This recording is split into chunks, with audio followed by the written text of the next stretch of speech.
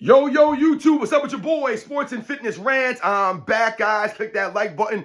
Subscribe to my channel. Ladies and gentlemen, on my channel, I'm always telling you guys, live an active lifestyle, make smart nutritional choices, move more, sit less, fight against the laziness. It's not about what you look like, but about how you feel. It's not about perfection, but about consistency.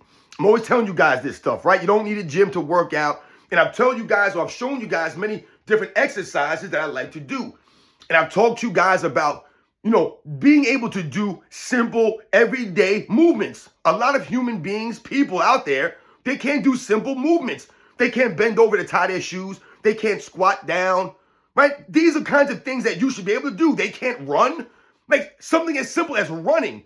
I've asked people before, I've trained people, and we went outside and I'm like, all right, let's go do some sprinting.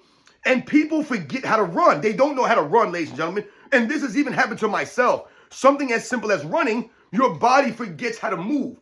So I remember there was a time where I hadn't done any sprinting in a while, right? I was having some really bad foot pain and, I wasn't really able to do the sprinting like I really wanted to. I was having some issues, man. It was like a bunch of things that were really bothering me.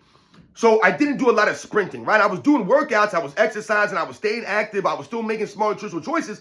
I was still doing what I normally would do, except I wasn't really able to incorporate the sprinting that I like to do. And you guys have seen me, I've posted videos sprinting. I have, hills that I like to sprint up hills, right? But also just flat land sprinting as hard as I can, 40, 50 yards, 60 yards, whatever it is.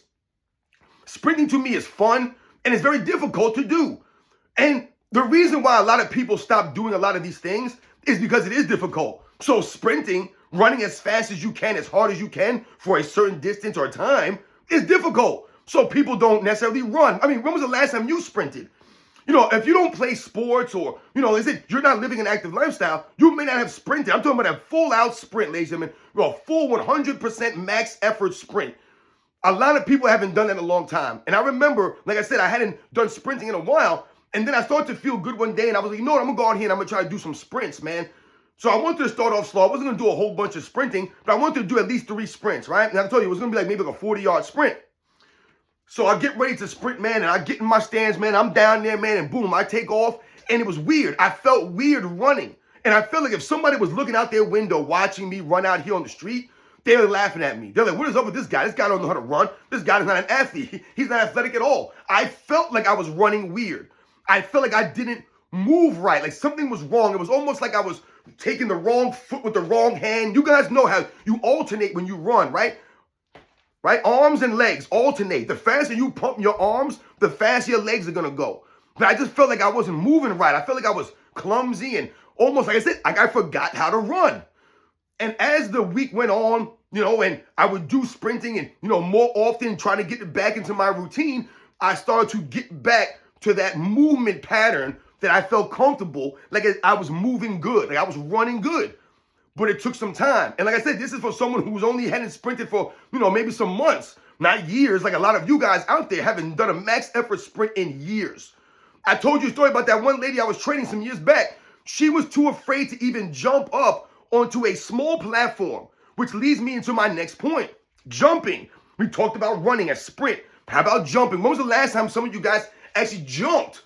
Once again, if you play sports, maybe you've done these things. Jumping, sprinting, stopping, squatting, bending. All of these things you're required to do in a lot of sports. That's why sports are great. That's why I tell you guys, sports equals fitness, equals health, right? That's a workout. Playing a sport is a workout. So you can play sports and never have to go to a gym. It works, guys. It does pretty much the same thing, right? It allows you to get these movements going. These basic, simple movements that we should all be able to do. When we think about jumping, though, and once again, I have my trusty box here. Jumping is something that we should be trying to do regularly. When was the last time you jumped? And like I said, if you haven't jumped in a long time, maybe you forgot how to jump. So you should go outside and test yourself. I told you that woman wouldn't even jump on a platform that was a step, ladies and gentlemen. She was too scared to jump. She didn't think she could do it. It was mentally blocking her. So sometimes you have to get over the mental aspect of these things. You think in your mind, oh, I can't jump up on here. Oh, I can't sprint. I haven't done this in forever. But you can do it. You just have to go out there and do it. Start off slow. Maybe do one jump. This is not a high box here, right? This is 20 inches right here. I showed you guys this the other day in the other video for the step ups. But you can also do jumps on here, box jumps.